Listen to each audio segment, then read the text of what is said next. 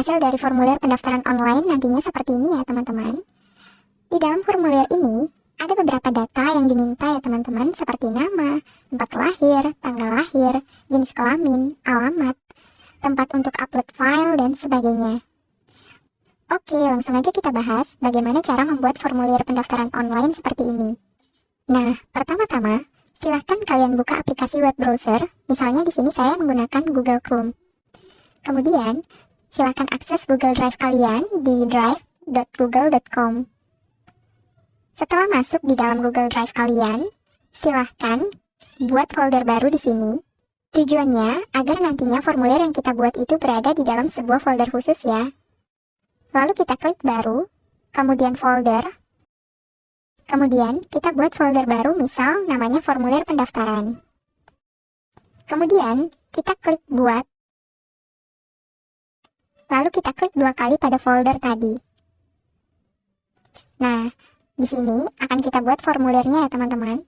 Lalu klik baru lagi. Kemudian Google Formulir. Lalu formulir kosong. Maka akan muncul tampilan seperti ini. Langkah berikutnya, kita klik formulir tanpa judul yang ada di sudut kiri atas ini ya. Lalu kita ubah sesuai dengan keinginan kita. Misalnya di sini, formulir pendaftaran pelatihan. Nah, ini gunanya adalah untuk penamaan formulirnya ya teman-teman. Lalu kita klik pada bagian judul formulir ini. Maka nantinya teksnya akan menyesuaikan. Jika kita ingin edit, silahkan saja. Misalnya di sini menjadi formulir pendaftaran pelatihan komputer. Nah, langkah selanjutnya, tinggal kita tambahkan saja data apa saja yang ingin kita kumpulkan. Misalnya di sini saya ketik nama. Kemudian untuk tipe jawabannya yaitu jawaban singkat. Kemudian pada bagian ini, kita aktifkan wajib diisi. Jadi, dengan dinyalakannya opsi ini, ketika nanti ada pendaftar yang tidak memasukkan nama pada formulir ini, maka pendaftaran ini nantinya tidak bisa diproses atau dilanjutkan. Jadi, untuk melanjutkan pendaftaran ini, pendaftar wajib untuk memasukkan namanya. Berikutnya, kita klik pada tombol plus atau tambah ini untuk menambah pertanyaan lagi. Di sini, kita tambahkan tempat lahir, lalu untuk tipe jawabannya yaitu jawaban singkat, dan jangan lupa kita aktifkan bagian wajib diisi ini.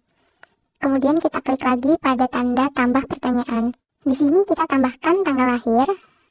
Nah, di sini pada pilihannya, dia otomatis mengarah ke tanggal. Kalau misalnya tidak otomatis, kita tinggal klik pada bagian ini, lalu kita pilih tanggal. Kemudian di sini, kita aktifkan juga wajib diisi, sehingga nantinya pendaftar wajib mengisi tempat dan tanggal lahir. Lalu tambahkan pertanyaan lagi, yaitu jenis kelamin. Untuk jenis kelamin di sini, kita pilih drop down. Kemudian pada opsi 1 kita masukkan laki-laki, dan opsi 2 yaitu perempuan.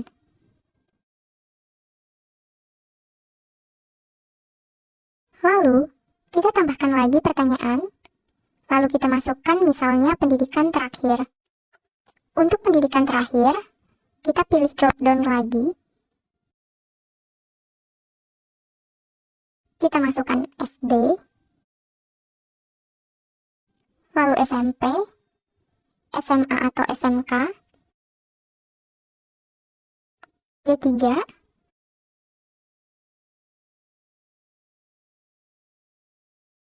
D4 atau S1, S2, S3, dan lainnya. Untuk pilihan wajib diisinya kita biarkan saja ya. Jadi, nantinya jika pendaftar tidak mengisi pada bagian pendidikan terakhir ini masih diperbolehkan ya. Selanjutnya, kita klik lagi tambah pertanyaan. Nah, di sini misal kita isi dengan alamat, lalu jenis jawabannya yaitu jawaban singkat, kemudian kita aktifkan tombol wajib diisi. Lalu lanjut tambahkan pertanyaan. Di sini kita bisa masukkan terkait penguasaan aplikasi Microsoft Office.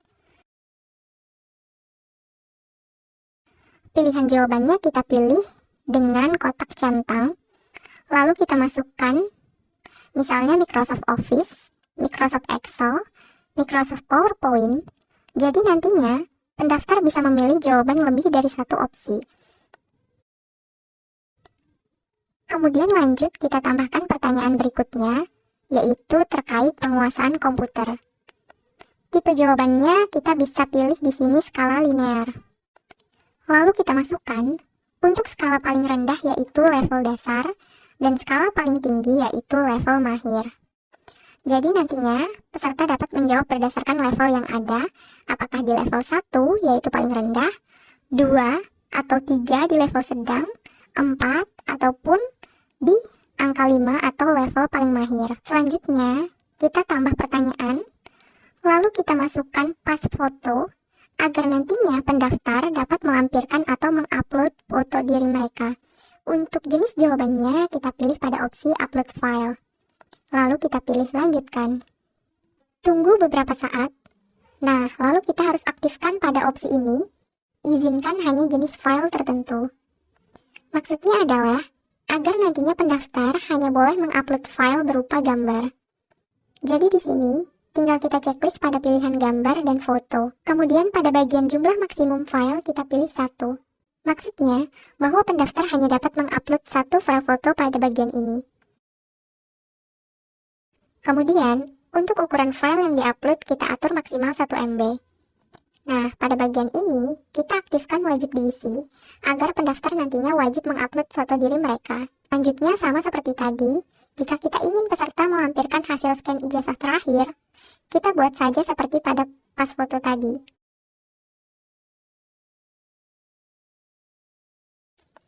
Untuk jenis file yang dapat diupload di sini, kita pilih PDF dan gambar. Maksudnya adalah, agar peserta nantinya dapat mengupload hasil scan ijazah mereka baik dalam bentuk PDF ataupun gambar. Selanjutnya, kita juga bisa tambahkan hasil scan KTP, agar peserta nantinya dapat melampirkan hasil scan KTP mereka. Caranya sama seperti pada bagian scan ijazah tadi ya teman-teman.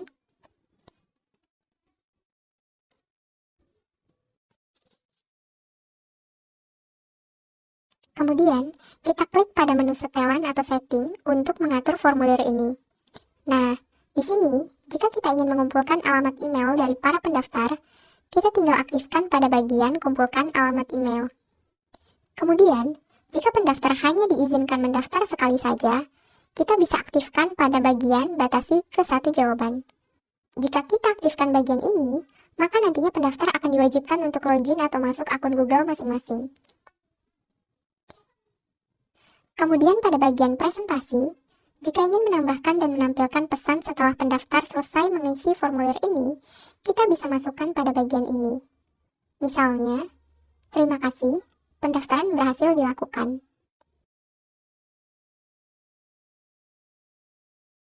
Lalu kita bisa klik pada bagian simpan. Nah, sebelumnya, jika kita ingin menambahkan deskripsi untuk formulir ini, kita bisa tambahkan pada menu ini, misalnya, halo Sobat Teknonomi, silahkan melakukan pendaftaran.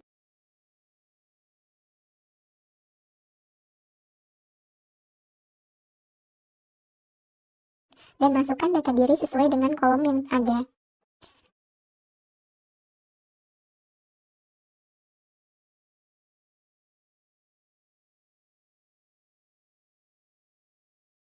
Dan untuk melihat tampilan formulir yang telah kita buat ini, kita bisa klik pada bagian pratinjau. Langkah berikutnya yaitu, tinggal kita klik pada tombol kirim. Kemudian kita klik icon ini, dan inilah link dari formulir yang telah kita buat. Namun jika dirasa link ini terlalu panjang, kita bisa checklist pada bagian perpendek URL. Lalu kita bisa uji coba link yang sudah kita salin tadi. Kita buka pada tab baru, kita paste link yang sudah di-copy tadi.